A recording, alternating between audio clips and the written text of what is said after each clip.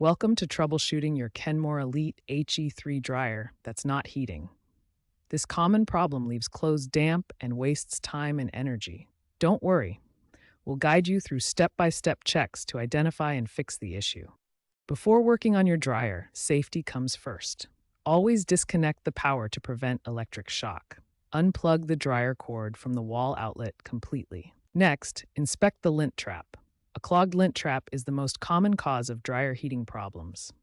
Remove the lint trap and clean it thoroughly. A blocked dryer vent restricts airflow, causing the dryer to overheat and preventing proper heating.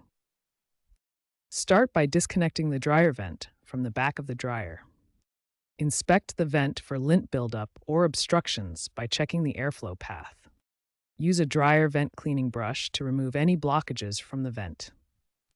Compare the before and after of a cleaned vent to see the improvement in airflow. The thermal fuse acts as a critical safety device in your dryer. It automatically cuts off electrical power to the heating element if the dryer overheats, preventing potential fire hazards. To inspect the thermal fuse, you need to access the internal components.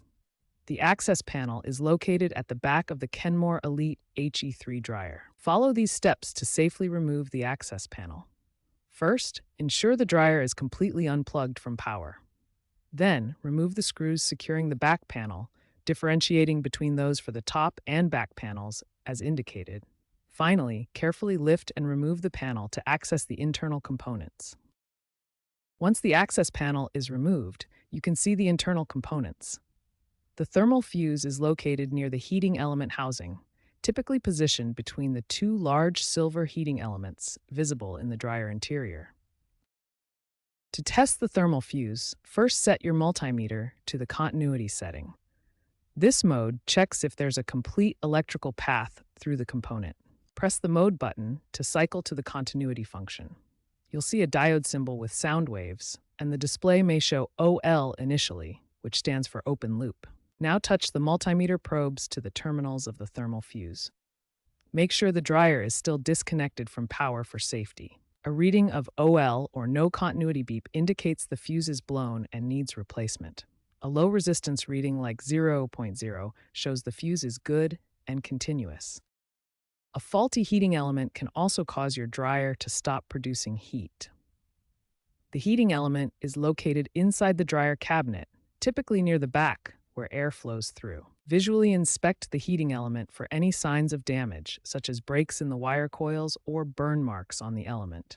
Look closely at the coiled wires and supports. Similar to testing the thermal fuse, use a multimeter set to measure resistance to check the heating element's continuity. Touch the probes to the element's terminals and look for a reading that shows continuity. The high-limit thermostat regulates your dryer's temperature to prevent overheating. It acts as a safety switch that cuts power if temperatures get too high.